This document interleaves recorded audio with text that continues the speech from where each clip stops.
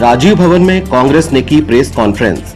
कांग्रेस नेता बोले, अन्याय हुआ तो होगा जेल भरो आंदोलन।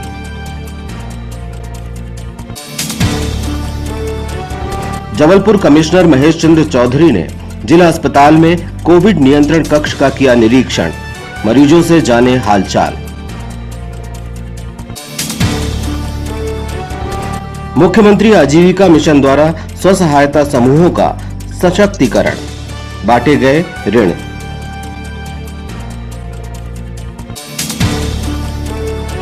और क्यों नहीं चल पाई अब तक बसें? क्या पैरालाइज्ड होकर रह जाएगा सार्वजनिक यातायात?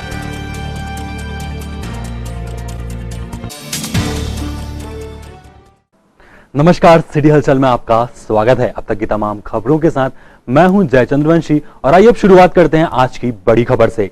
बंटी पटेल ने अभद्रता की जो गलत है और नियमानुसार सजा निर्धारित होनी चाहिए, लेकिन रासुका और हत्या की कोशिश की धाराएं नहीं लगाई जानी चाहिए थी। साथ ही चौरी में अन्य कांग्रेस जनों पर जिस तरह कार्रवाई की जा रही है वह दुर्भाग्यजनक है। यह कहना है कांग्रेस नेताओं का। वे यहां राजीव भवन में प्रेस कॉन्फ्रेंस को संबोधित कर रहे थे। घटना विगत दिनों चौरी में घटी, उस घटना का हम समर्थन नहीं करते। वो घटना निश्चित रूप से दुर्भाग्यपूर्ण है, परंतु इस घटना के पश्चात जिस तरह से प्रशासन ने कार्रवाई किया, चाहे राष्ट्रीय सुरक्षा अधिनियम के अंतर्गत बंटी पटेल पर मुकदमा दर्ज किया गया, 307 रजिस्टर्ड किए, 307 के अंदर मुकदमा रजिस्टर्ड किया गया, विभिन्न 11 धाराओं में रजिस्टर किया गया और 22 लोगों के खिलाफ किया गया। आपने जो वीडियो व्हाट्सएप में और अपने मीडिया के माध्यम से प्रेषित किया है, उसमें कहीं दिखता ही नहीं है कि कोई किसी ने गला दबाया हो एसडीएम का। कहीं ऐसी स्थिति नहीं है। मैं झूठ बोल सकता हूं, परंतु आपके द्वारा भेजे गए जो मीडिया है, मीडिया से जो वीडियो भेजे हैं आपने, वो तो झूठ नहीं हो सकती। ऐसा कोई प्रयास नहीं किया गया। ऐसा प्रतीत होता है कि प्रशासन जो है भारतीय जनता पार्टी और सरकार के दबाव में ये कार्रवाई कर रही है और वो चाहती है कि कांग्रेस का मनोबल तोड़े, क्योंकि निश्चित रूप से जो हमारे साथियों ने आंदोलन किया था उससे प्रशासन चिंतित तो हुआ था और कांग्रेस को दबाने का प्रयास भी हम इसको कह सकते हैं। परंतु मैं कहना चाहता हूं कि जनता की आवाज़ उठाने में कांग्रेस कभी पीछे नहीं रही है। यदि आवश्यकता पड़ी और ऐसा प्रतीत होता है कि हमारे काश्तकारों के साथ कोई अन्याय हो रहा है या प्रशासन द्वारा कोई चूक की जा रही है, तो निश्चित रूप से हम फिर से आंदोलन की राह पर चलने के लिए बाध्य होंगे और उसके लिए प्रशासन जिम्मेदार होगा। प्रशासन यदि सही समय पर उचित कदम उठाए तो प्रदर्शन करने की, धरना करने की, कोई आंदोलन करने की कोई आवश्यकता नहीं होती, परंतु ये मजबूर कर रहे हैं कि हम मैदान में उतरें। आज धरना प्रदर्शन छिंदवाड़ा में हर जगह हम लोगों ने सबने धरना प्रदर्शन किया। चौरी में इसके पहले 15 को भी हुआ, अभी जो आला हुआ घटना हमारी जोश में घटित हुई। हम लोग उससे सहमत नहीं हैं। हम लोग दुखी हैं कि वो जोश में गलत निर्णय हुआ। बंटी ने जो कुछ किया वो एक अति जोश के कारण किया, लेकिन वो एक सप्ताह से दौरा कर रहा था और गांव-गांव जाकर जब उसने लोगों की समस्याएं सुना और अधिकारियों से बात की तो उसको कोई एक स्थायी हल का आश्वासन नहीं मिला। इस कारण ज़्यादा जोश में उससे ये गलती हुई, इस बात को हम लोग मानते हैं। लेकिन किसानों के जितने के हमारे साथी थे, हम लोग अगर अपना हक मांगने, जनता अपना हक मांगने आंदोलन करती है तो सारे लोगों पर रासुका लगाने की बात हो। ये इस तरह की इतनी धाराएं 22 लोगों पे, क्या 22 लोगों ने एक आदमी ने गलती की उसको वो पदे से आप पूरी प्रॉपर्टी को कर रहे हो, ऐसा कर रहे हो जैसे देशद्रोह का मुकदमा लागू करके आज किस तरह लोगों को परेशान किया जा रहा है। ये प्रशासन का जो दबाव, सरकार का जो दबाव कारण की स्थिति निर्मित हो रही और हम लोग सब इसका विरोध करते हैं। ये जिला नकुलनाथ जी, कमलनाथ जी का है और कमलनाथ जी हमारे सम्मान नेता। हमारी 2 महीने बाद सरकार बनती है, फिर स्थिति कैसी होगी? हम अधिकारियों को अपमान नहीं चाहते, उनको सम्मान करते हैं और ये मैंने पहले ही कहा कि हम लोग उससे सहमत नहीं हैं।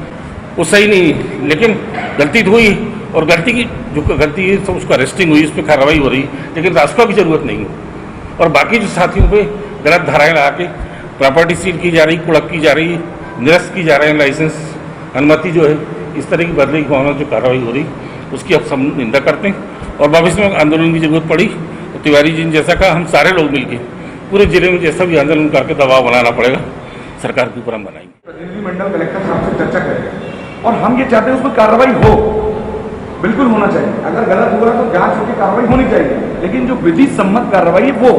क्या आप बताइए, आप भी जागरूक पत्रकार हैं, क्या 40 लोग में क्या कर रही है कांग्रेस? बिल्कुल, कल हमें एक प्रतिनिधिमंडल कल जाकर कलेक्टर साहब से चर्चा करेगा, 1-2 दिन रास्ता देखेगा, और नहीं तो जो 144 लगाए हैं और जो 188 की बात कर रहे हैं उसकी परवाह करे बगैर अपने साथियों को लिए कांग्रेस न्याय के लिए पूरी ताकत के साथ कलेक्टर का घेराव करेगी और जेल भरो आंदोलन करेगी। ये बात तो मैं आपको बिल्कुल आज इस अध्यक्ष जी के हवाले से मैं आपसे एक बात प्राणघातक हमला किया गया, क्या हत्या करने का प्रयास किया गया। ये जिस तरीके की कार्रवाई हो रही है, निश्चित रूप से भारतीय जनता पार्टी और भारतीय जनता पार्टी की सरकार जो मध्य प्रदेश के अंदर बैठी है, ये उसी का परिणाम है कि कांग्रेस के लोगों को परेशान करने का प्रयास किया जा रहा है। इस तरह की कोई प्रदेश के अंदर में ऐसी कई घटनाएं घटी है कि जो भारतीय जनता पार्टी के नेताओं ने अधिकारी और कर्मचारियों के साथ इस तरीके का कई अभद्र व्यवहार किया है। इस अभद्र व्यवहार के हम पक्ष में नहीं है, उज्जैन वाली घटना जो कार्रवाई हो रही है वो कार्रवाई निश्चित रूप से ये एक बदले की भावना के तहत ही की जा रही है। मैं आपको एक बताना चाहता हूँ, देखिए ये मेरे पास रखा हुआ है, मैं निकाल कर रखा था। हाल ही उज्जैन में शिवराज जी मुख्यमंत्री वहाँ हेलीपैड में उतरे हुए थे, एक भाजपा का कार्यकर्ता जबरन जाने का प्रयास किया जाता, उसने एसपी के साथ अभद्र व्यवहार किया, धक्का मुक्की किया, उसको ट्रांसफर की धमकी दी और उस एसपी का ट्रांसफर भी किया गया। एक तरफ भारतीय जनता पार्टी की कार्यकर्ता यदि इस तरीके की कार्रवाई करें, गलती करें तो उन पर कोई कार्रवाई नहीं, अधिकारी ऊपर कार्रवाई हो जाए।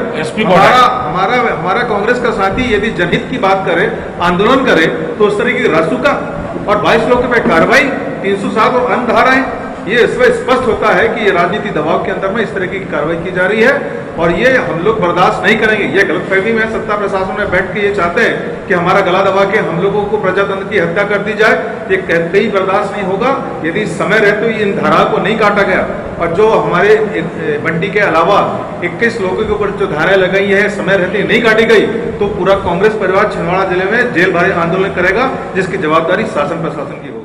पटेल से गलती हुई, इस बात से हम लोग सहमत हैं, लेकिन जो धाराएं बदले की भावना से एक्स्ट्रा धाराएं लगाई जा रही हैं, ये रासुका लगाने की इतनी बड़ी उसकी गलती नहीं है। जो उसने गलती की उसकी सजा उसको मिलनी चाहिए, वो जेल भी गया, कार्रवाई हो, लेकिन पूरे परिवार को परेशान किया जाए, पूरी प्रॉपर्टी को लाइसेंस निरस्त की जाए, हर तरह से सभी। और 22 लोग जो हमारे साथ के गए थे कांग्रेस के किसान लोग अपनी मांग मांगने जनप्रतिनिधि गए थे, इस तरह की बदले की भावना से कार्रवाई नहीं की जाए, ये हम लोग चाहते हैं।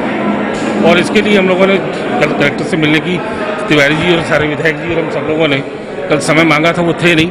जैसे ही कल हम लोगों को समय मिलता है हम लोग सब जाकर उनसे चर्चा करेंगे और एक व्यवस्था जो हो सकती है, हम एक सामंजस्य बना के समाधान निकाल के हम चाहते हैं कि व्यवस्था सुधर जाए, मामला निपट जाए। आप लोगों ने जो ज्ञापन दिया था 18 तारीख के पहले आपने ज्ञापन दिया था, उसके बारे में क्या कार्रवाई हो रही है? क्या हम लोगों ने जो ज्ञापन दिए, तिवारी जी हम सब लोगों ने, सारे जिला कांग्रेस कमेटी जिले के प्रतिनिधियों ने, उन पर आश्वासन हमको मिलता है, लेकिन कार्रवाई कुछ नहीं होती। लिखित में हम लोगों ने पूरा ज्ञापन दिया, अलग अलग व्यक्तिगत तौर पर माननीय विधायक जी ने, तिवारी जी ने, मैंने, हमने सबने पत्र भिजवाए माननीय सांसद जी को, माननीय कमलनाथ जी को, सारी जानकारी सारा भेजने के बाद और पूरे कलेक्टर साहब सहित मुख्यमंत्री शिवराज सिंह जी को भी, सभी लोगों को हमने मांग अपनी भेजी हुई जिले की किसानों को। और राष्ट्रपति ये 4 दिन में नहीं हटाते तो इसके लिए कांग्रेस क्या आंदोलन करती है? अभी कल हम लोगों ने जो समय मांगा हुआ है, जैसा समय मिलने के बाद चर्चा होती है, चर्चा के बाद जो स्थिति निर्मित होगी उस आधार पर आगे की रूपरेखा तिवारी जी खुद बताएंगे। संभाग कमिश्नर महेश चंद्र चौधरी का आज छिंदवाड़ा आगमन हुआ। यहां उन्होंने जिला अस्पताल में कोविड कंट्रोल रूम का निरीक्षण किया, तो साथ ही होम क्वारंटीन कोविड पेशेंट से वीडियो कॉलिंग पर बात भी की। कितने रस्ते की ड्यूटी है आपकी? अच्छा, 6 आवर की है। एक सिस्टर पॉजिटिव हुई है आपके वार्ड से, और वार्ड बॉय हुआ है, मतलब ठीक चल रहा है, कोई पेशेंट को परेशानी तो नहीं है?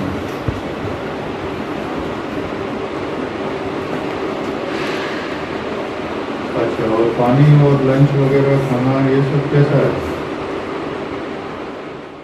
पॉजिटिव निकला है? अच्छा, कितने दिन हो गए? 5 दिन हो गए। स्वस्थ हो जाओगे? मैं कमिश्नर बोल रहा हूँ, जबलपुर से आया हूँ, संभागी कमिश्नर महेश चौधरी। छिंदवाड़ा आए हुए थे तो आपकी बातचीत हो रही है आपसे? ठीक हो जाओगे?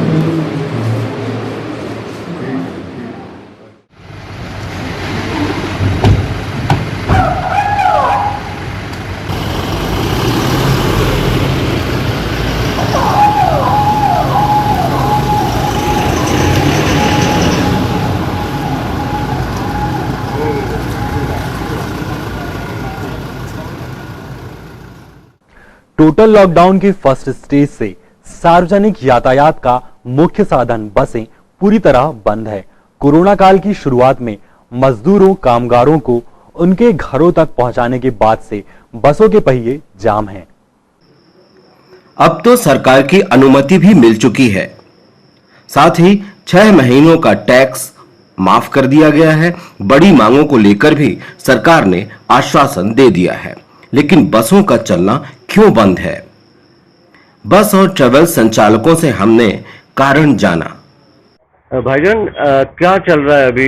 इतनी ज्यादा बसों को भी जिस तरीके से चलना चाहिए अभी तक नहीं चल पाई है, तो आप क्या कहते हैं इस बारे?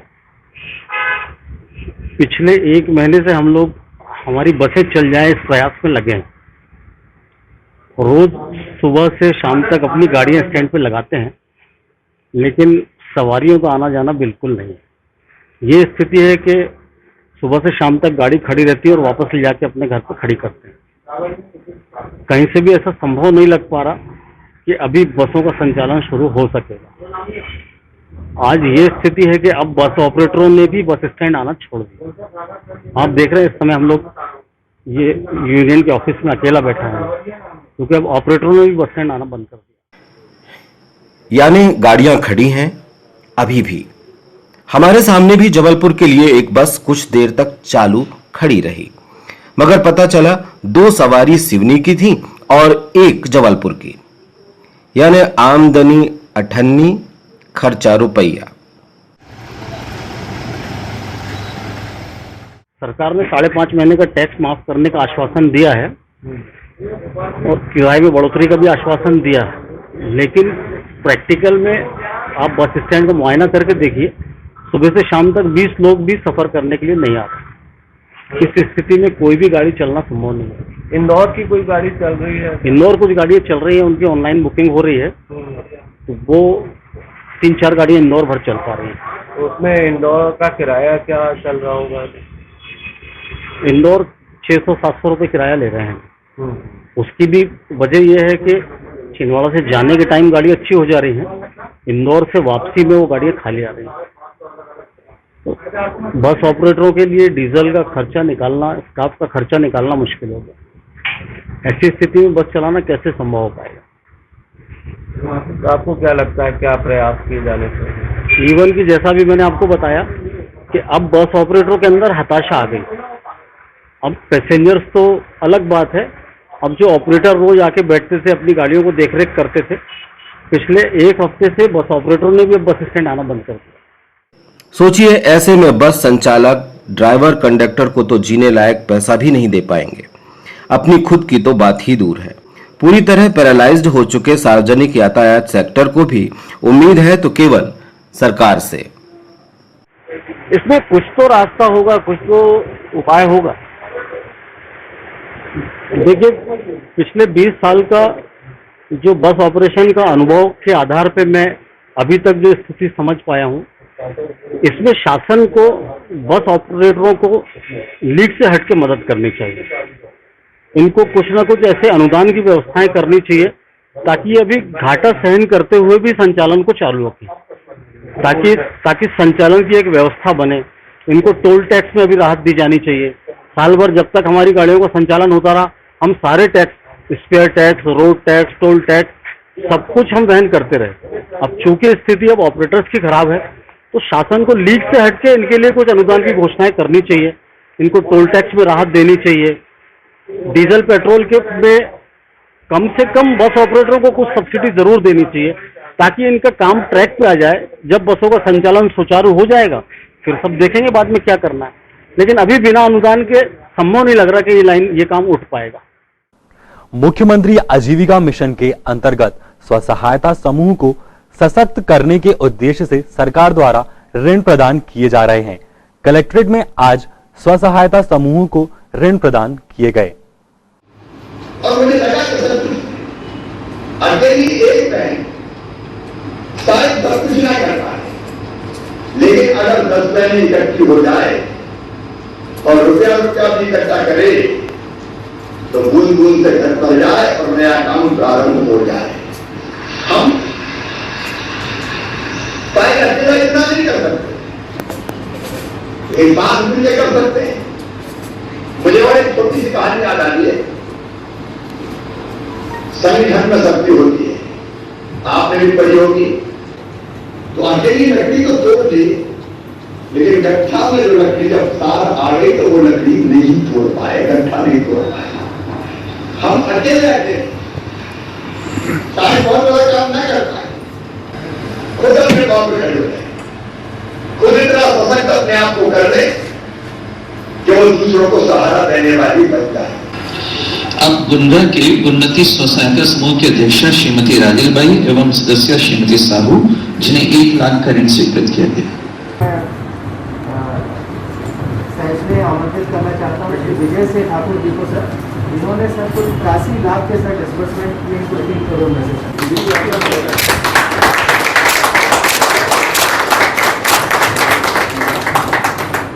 जी सर। आगे हमारे स्वरोजगार योजनाओं में सर बहुत अच्छा आर्यन साहब का सहयोग रहता है सर। एक LPG के आर्यन साहब के लिए है सर 3 करोड़ में करीब 1 करोड़ 20 लाख का सर आगे एसडीएम साहब ने भी सर तत्परता से सर सभी बैंकर्स के बीच में कोऑर्डिनेशन करना और सारी चीज़ें अरेंज करने का काम किया है। कोरोना के बढ़ते मामलों से कई सकारात्मक बदलाव देखने में आ रहे हैं। शहर में गैर जरूरी रूप से कोई भी दुकानदार दुकान खोलकर बैठे नहीं दिखाई दे रहे हैं। ज्यादातर दुकानें स्वेच्छा से बंद दिखाई दी।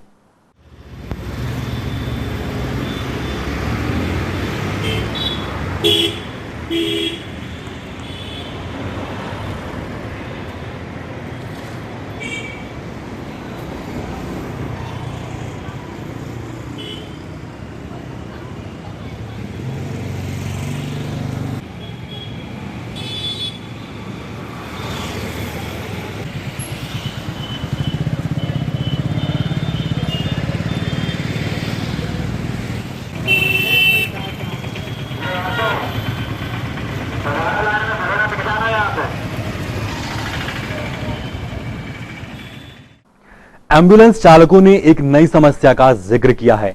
इनका कहना है कि ऑक्सीजन सिलेंडर नहीं मिल रहे और मिल रहे हैं तो ज्यादा कीमत देकर मिल रहे हैं।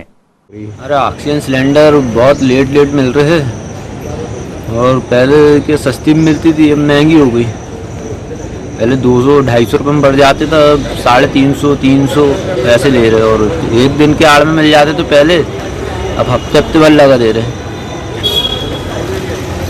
गाड़ी चलाने में बहुत दिक्कत हो रही होगी। आओ पेशेंट लाने भी आने में। सिलेंडर भरे मिले तो ठीक, और नहीं मिले तो फिर परेशान हो। अभी गैस सिलेंडर की दिक्कत जा रही है। पहले क्या बोलते रेट कम मिलते थे, मतलब भरा था कम तो छोटा वाला सिलेंडर ऐसे 200 रुपये 250 रुपये लगभग, ज़्यादा से ज़्यादा हो गया। तो अब वही गैस सिलेंडर लगभग 300 रुपये, कहीं 350 रुपये ऐसा मतलब भरा रहा है, और वो भी तुरंत नहीं मिल रहा है। किसी दुकान में जाओ तो 1 हफ्ते बाद मिलेगा, कोई दुकान में जाओ तो बोलेगा 2 दिन बाद 3 दिन बाद, ऐसा उसका मतलब मिल रहा है वापसी में। उसकी बहुत दिक्कत जा रही सिलेंडर की। तो बड़ा पैक कितने में दे रहे? बड़ा पैक वो कहीं 700 रुपये 600 रुपये ऐसा बड़ा पैक सिलेंडर, और तुरंत नहीं मिलते। जैसे ज़रूरत है आज डाले तो कोई बोलेगा 2 दिन बाद मिलेगा या फिर हफ्ते भर बाद मिलेगा, ऐसा है। तो फिर आप लोगों को एम्बुलेंस चलाने में दिक्कत नहीं जा रही? जा रही है सर, लेकिन एडजस्ट करना पड़ रहा है। किसी के पास से भाई हम जा रहे हैं, जैसा उसके पास है सिलेंडर उसके पास से ले लिया अपन ने, है ना, और अपने पास नहीं है तो फिर ऐसा रहता है। कोरोना संक्रमण से बचाव के लिए दुकानें बंद है और जो दुकानें खोली जा रही हैं वह सुरक्षा के जरूरी इंतजाम किए जा रहे हैं।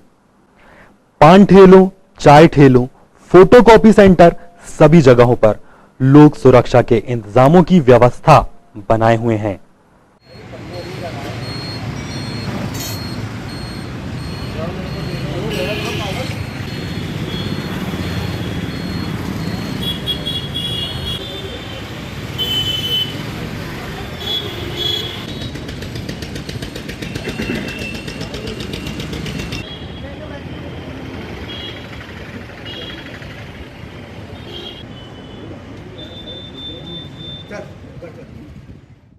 संत गजानन गुणगान मंडल समिति की एक महत्वपूर्ण बैठक बख्शी निवास पर संपन्न हुई।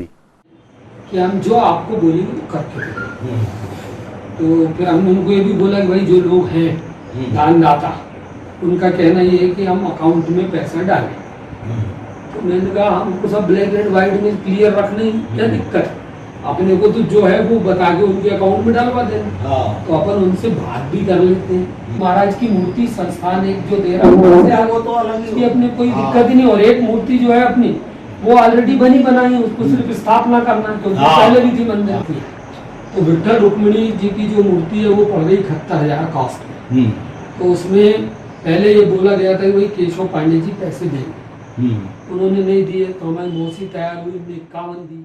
तो गजानन गुणगान मंडल विवेकानंद कॉलोनी के द्वारा भव्य मंदिर का निर्माण निरंतर जारी है।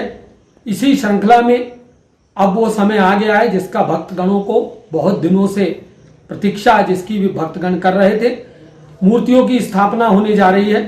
राजस्थान के जयपुर के सुप्रसिद्ध मूर्तिकार श्री रविकांत जी को मूर्तियां बनाने हेतु आदेशित किया गया है। उनसे संवाद हुआ है। मंदिर समिति के सभी जो मूर्ति दानदाता हैं वे भी आज इस बैठक में उपस्थित हैं। श्री गणेश जी की मूर्ति ठाकुर परिवार द्वारा, श्री विठल रुक्मिणी की मूर्ति स्वामी और बख्शी परिवार द्वारा, श्री अन्नपूर्णा देवी जी की मूर्ति स्मार्थ परिवार द्वारा, श्री नंदी जी की मूर्ति श्री मोखल राय परिवार के द्वारा दी जा रही है। शिवलिंग पूर्व में ही वाजपेयी परिवार के द्वारा मंदिर को प्रदत्त किया जा चुका है। सभी श्रद्धालु भक्तजनों से ये अनुरोध है कि कोरोना काल में जिस तरह की परिस्थितियां होंगी उस तरीके से स्थापना समारोह के स्वरूप का संचालन समिति करेगी। आज जो परिस्थितियां उनमें स्थापना करने का निर्णय लिया गया है और देव उठनी 11 के बाद ये स्थापना संभव हो पाएगी। सभी गजानन गुणगान मंडल के सदस्य और सभी जो हमारे पदाधिकारी हैं वे समस्त गजानन भक्तों से, विठल रुक्मिणी के भक्तों से, गणेश जी के भक्तों से, शिव जी के भक्तों से और हमारे मंदिर में जो अन्नपूर्णा जी की मूर्ति है उनके भक्तों से ये अनुरोध करते हैं कि मुक्त हस्त से इस कार्य हेतु दान करें। अभी मंदिर में ग्रेनाइट लगाने का काम बड़े जोर शोर से आरंभ है। गर्भगृह का निर्माण ग्रेनाइट लगाने तक के स्तर तक पहुंच चुका है। सभी भक्तों से सहयोग की अपेक्षा है। जय गजानन। प्रदेश का बुंदेलखंड अब भी प्यासा है। लोग बारिश को तरस रहे हैं और यहाँ छिंदवाड़ा में बारिश के 20-30 सालों के रिकॉर्ड ध्वस्त हो चुके हैं।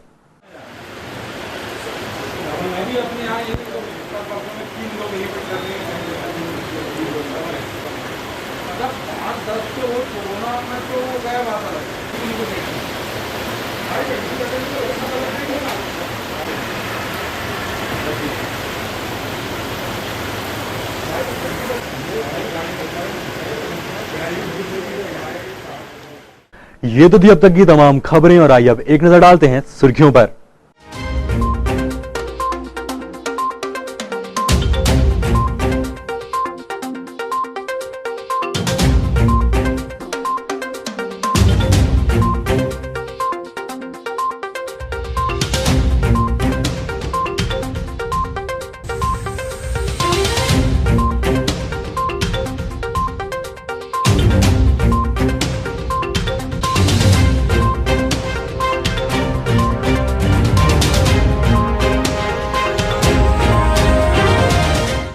और अंत में एक बार फिर देख लेते हैं हेडलाइंस। राजीव भवन में कांग्रेस ने की प्रेस कॉन्फ्रेंस। कांग्रेस नेता बोले, अन्याय हुआ तो होगा जेल भरो आंदोलन।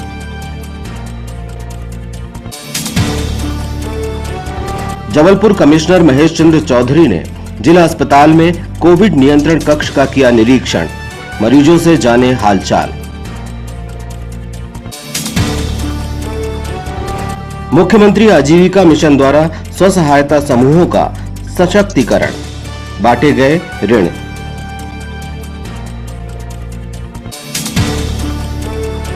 और क्यों नहीं चल पाई अब तक बसें? क्या पैरालाइज्ड होकर रह जाएगा सार्वजनिक यातायात?